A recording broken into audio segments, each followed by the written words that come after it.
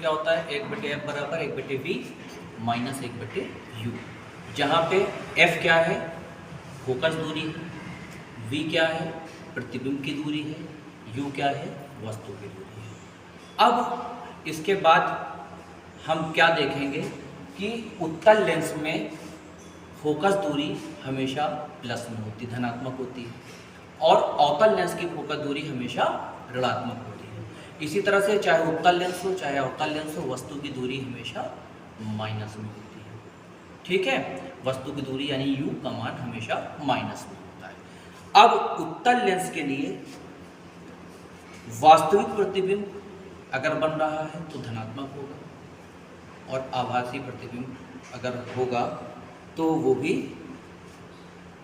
धनात्मक होगा, और अवतल लेंस के लिए आभासी प्रतिबिंब जो होता है वो ऋणात्मक होता है। ठीक है, अब इसके बाद हम आपको बताते हैं लेंस की क्षमता क्या होती है। लेंस की क्षमता, देखो किसी भी प्रकार लेंस की जो किरणें होती हैं, लेंस की क्षमता क्या होती है, लेंस द्वारा प्रकाश किरणों के अभिसारित या अपसारित करने की जो पावर होती है उसे हम लोग लेंस की क्षमता कहते हैं। लेंस की क्षमता क्या होती है, लेंस द्वारा प्रकाश किरणों के अभिसारित या अपसारित करने की जो क्षमता होती है, सामर्थ्य होती है, उसे हम लोग लेंस की क्षमता कहते हैं। लेंस की क्षमता फोकस दूरी के प्रतिलोम के बराबर होती है। किसके बराबर होती है, फोकस दूरी के प्रतिलोम यानी कि उसके व्युत्क्रम के बराबर होती है। लेंस की क्षमता को हम लोग कैपिटल P से डिनोट करते हैं, कैपिटल P से प्रदर्शित करते हैं। इसका मात्रक डायोप्टर होता है जिसे हम लोग कैपिटल D से प्रदर्शित करते हैं। अब देखिए लेंस की क्षमता के सूत्र क्या होते हैं। लेंस की क्षमता, लेंस की क्षमता P बराबर, देखिए अगर फोकस दूरी मीटर में दी हो तो फॉर्मूला होता है 1/f। फोकस दूरी कहे में हो, मीटर में अगर दी हो तो P बराबर फॉर्मूला क्या होता है 1/f। और यदि फोकस दूरी सेंटीमीटर में दी है तो लेंस की क्षमता सेंटीमीटर में क्या होती है 100/f सेंटीमीटर। समझ में आया लेंस की क्षमता क्या होता है। लेंस की क्षमता किसी लेंस द्वारा प्रकाशीय किरणों को अभिसारित या अपसारित करने की जो पावर होती है, सामर्थ्य होती है, उसे हम लोग लेंस की क्षमता कहते हैं। लेंस की क्षमता फोकस दूरी के प्रतिलोम यानी व्युत्क्रम के बराबर होती है। इसे हम लोग कैपिटल P से डिनोट करते हैं। इसका मात्रक डायोप्टर होता है जिसे कैपिटल D से प्रदर्शित किया जाता है। अब इसके फॉर्मूले क्या होते हैं लेंस की क्षमता के।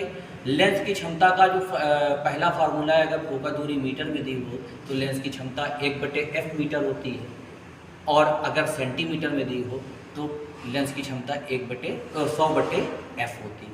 इसका मात्रक डायोप्टर होता है। अब ये तो एक लेंस की बात हो गई। अगर कई लेंस आपस में मिला हो और पूछे कि इसकी क्षमता क्या है, तो संयुक्त लेंस की जो क्षमता होती है उसका फॉर्मूला होता है P बराबर P1 plus P2 plus P3 plus up to so on. यानी कि जितने भी लेंस दिए हैं सभी की क्षमताओं को आपस में हम जोड़ देंगे तो जो आंसर आएगा वो संयुक्त लेंस की क्षमता के बराबर होता है। इसी प्रकार से संयुक्त लेंस की जो फोकस दूरी निकालनी होती है तो संयुक्त लेंस की फोकस दूरी का फॉर्मूला होता है 1/f बराबर 1/f1 प्लस 1/f2। ये फॉर्मूला होता है। ठीक है, ये संयुक्त लेंस की क्षमता का फॉर्मूला हो गया। संयुक्त लेंस की क्षमता का फॉर्मूला होता है P = P1 plus P2 plus P3 plus up to so on. And संयुक्त लेंस की फोकस दूरी का फॉर्मूला क्या होता है 1/f बराबर 1/f1 plus 1/f2 plus 1/f3 up to so on होता है। ठीक है, अगर दो लेंस है तो 1/f1 प्लस 1/f2 होगा, 3 है या उससे अधिक है तो उसी में आगे जोड़ती जाएंगी। ये आपकी लेंस की संयुक्त लेंस की फोकस दूरी और संयुक्त लेंस की क्षमता हो गई। अब एक बात आती है रेखीय आवर्धन। ये भी एक बहुत ही इंपॉर्टेंट टॉपिक है, रेखीय आवर्धन। रेखीय आवर्धन होता क्या है। रेखीय आवर्धन होता है वस्तु की लंबाई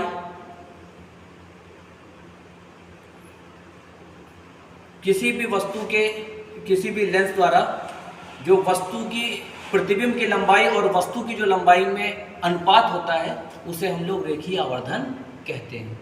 यानी प्रतिबिंब की लंबाई v हो गई, वस्तु की लंबाई u हो गई, तो v और u में जो अनुपात होता है उसे हम लोग रेखीय आवर्धन कहते हैं। रेखीय आवर्धन को हम लोग m से डिनोट करते हैं। किससे? स्मॉल m से डिनोट करते हैं और इसका फॉर्मूला होता है v/u, यानी कि प्रतिबिंब की लंबाई बटे वस्तु की लंबाई, या ये प्रतिबिंब की दूरी बटे वस्तु की दूरी, या I/O यानी प्रतिबिंब की लंबाई बटे वस्तु की लंबाई। अब अगर m का मान 1 आ रहा है तो बराबर प्रतिबिंब बनेगा, यानी वस्तु का जो प्रतिबिंब बनेगा वो वस्तु के बराबर होगा। अगर m का मान 1 से अधिक आ रहा है तो बड़ा बनेगा, और 1 से कम आ रहा है तो छोटा बनेगा। 1 से अधिक का मतलब है कि धनात्मक होगा, 1 से कम का मतलब है कि ऋणात्मक होगा। तो ये रेखीय आवर्धन हो गया। प्रतिबिंब की लंबाई और वस्तु की लंबाई के अनुपात को रेखीय आवर्धन कहते हैं। इसे स्मॉल m से डिनोट करते हैं। ठीक है, इसका कोई मात्रक नहीं होता, और इसका फॉर्मूला होता है m बराबर v/u या I/O, जहाँ पे v जो है वो प्रतिबिंब की दूरी है, u क्या है? वस्तु की दूरी है, I प्रतिबिंब की लंबाई है, और O क्या है? वस्तु की लंबाई है। अब अगर I का मान यानी m का मान 1 आ रहा है तो प्रतिबिंब जो बनेगा वो वस्तु के बराबर होगा। 1 से अधिक अगर आ रहा है तो वस्तु से बड़ा बनेगा, और 1 से छोटा अगर आ रहा है तो 1 से कम अगर है तो वस्तु से छोटा बनेगा। 1 से अधिक का मतलब है कि धनात्मक होगा, और 1 से कम का मतलब है कि ऋणात्मक होगा। m का मान अगर ऋणात्मक है तो वास्तविक प्रतिबिंब बनता है, m का मान अगर धनात्मक है तो आभासी प्रतिबिंब बनता है। ठीक है, दैट्स ऑल। ये बहुत ही इम्पोर्टेंट टॉपिक है।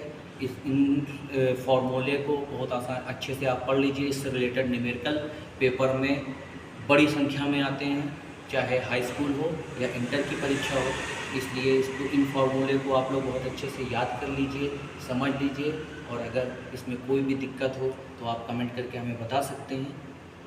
जय हिंद, जय भारत।